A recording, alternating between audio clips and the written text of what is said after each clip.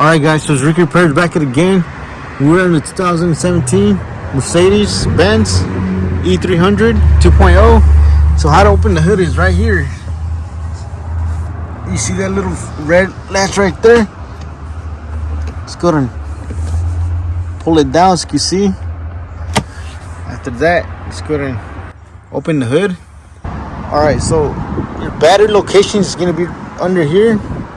Just go to crack this open.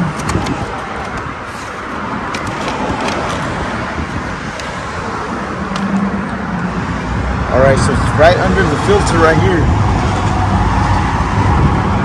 So you see, all you got to do is remove this, pull it outwards, and it should be able to remove this filter just like that.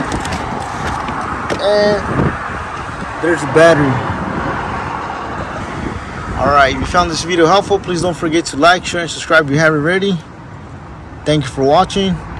I'll catch you in the next one.